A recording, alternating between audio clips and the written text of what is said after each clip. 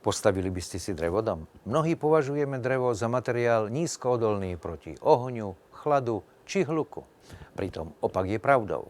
V prvom vydaní relácie Energetika v roku 2015 vás zavedieme do čiernej vody pri Bratislave, aby sme rozptýlili tieto mýty, tieto čierne myšlienky o dreve. Vitajte. Pre mnohých sú drevodomy len drevené búdy bez budúcnosti. Drevostavbu vnímajú ako provizórnu konštrukciu s nízkou trvanlivosťou.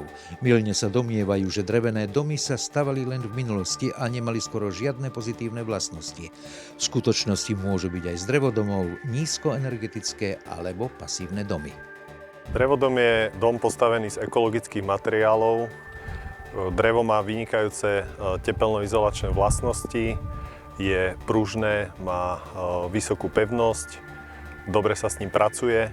Vy ste sa navyše rozhodli pre nízkoenergetický drevodom. Čo to očakávate? V prvom rade je teda úsporu energií, ako to už aj v tom názve spočíva, nízkoenergetický.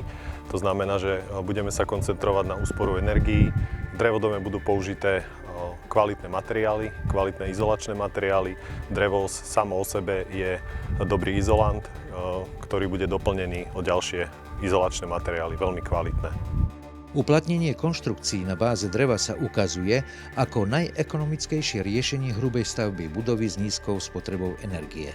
Vlastnosti použitých materiálov obalových konštrukcií drevostavieb dovolujú na dosiahnutie požadovaných tepelno-technických vlastností použiť steny dokonca s menšou hrúbkou.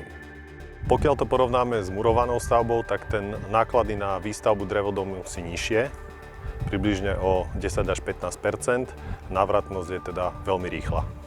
Drevodom sa dá postaviť za niekoľko týždňov a bývať v ňom môžeme okamžite po dokončení výstavby. Investícia sa takýmto spôsobom ihneď zhodnocuje a môže v ňom bývať niekoľko generácií po sebe. Poznáme drevostavby, ktoré sú 200-300 rokov staré a v tej dobe ešte neexistovali nejaké konzervačné prostriedky. To znamená, že drevo je to len mýtus, že drevostavba vydrží menej ako murovaná. Znie to možno paradoxne, ale aj drevodomy sa zatepľujú. Treba chrániť tú drevenú konštrukciu, pretože to oplaštenie je takisto z dreva a tá tepelná izolácia na tú fasádu je tam potrebná, samozrejme. Dnes máme pre vás niekoľko dobre myslených odporúčaní. Na úvod mi dovolte zacitovať z mailovej otázky, ktorú sme našli na internete. Ahojte, ideme si sami zateplovať nízkoenergetický drevodom. Môžete mi poradiť? Vraví sa Šuster, drž sa kopyta, preto ani záujem zatepliť si klasický dom alebo drevodom svojpomocne nie je rozšírený. Odporúčanie je jasné. Nakupujte u odborníkov, ktorí to majú v popise práce. Ale keď už... Tak v prvom rade opäť musí zvážiť, aký materiál chce použiť, či polystyrén alebo minerálnu vatu. Dodržať isté princípy, myslím konštrukciu. Opäť treba vychádzať z toho, či už zateplujem celý element, ktorý mi príde na stavbu.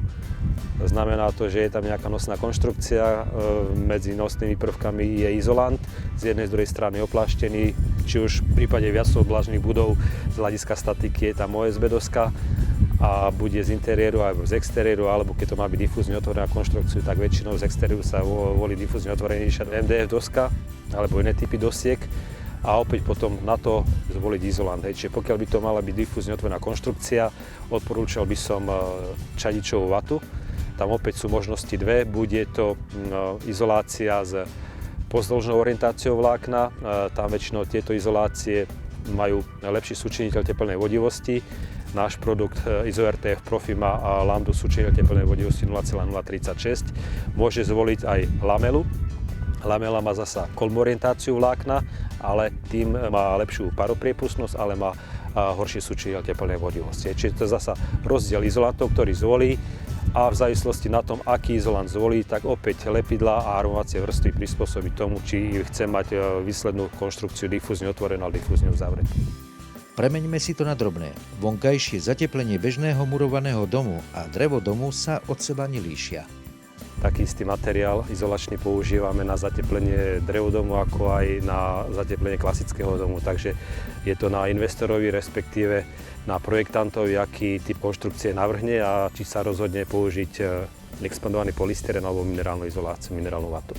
Pri drevodome je obzvlášť dôležitá vzduchotesnosť. Súvisí to s nosnou konštrukciou drevodomu. V prípade, že je navrhnutá difúzne uzavretá konštrukcia, to znamená, že z exteriéru je ako izolant použitý polystyrén, vzduchotesná rovina z interiéru musí byť 100% zrealizovaná.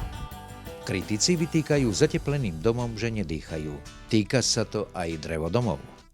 Opäť je to na voľbe konštrukčného systému, či zvolím difúzne otvorenú alebo difúzne uzavretú konštrukciu. Pokiaľ sa rozhodnem pre difúzne otvorenú konštrukciu, to znamená z interiéru smerom do exteriéru volím stále difúzne otvorenejšiu konštrukciu, takže to dýchanie poviem, tá difúzia vodných pár je lepšia.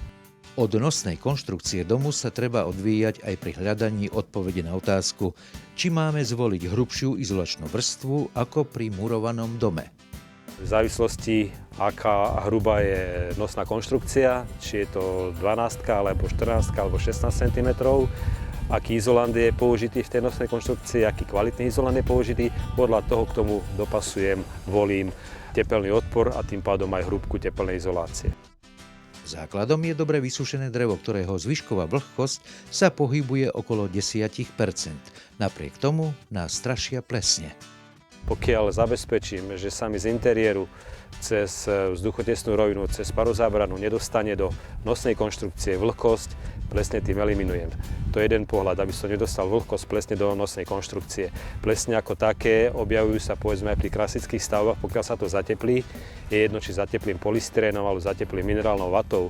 Pokiaľ je to orientované na severnú stranu, mám tam pristavenú nejakú stenu, plesne sa môžu objaviť, pokiaľ kúrim na nízku teplotu a nevetrám.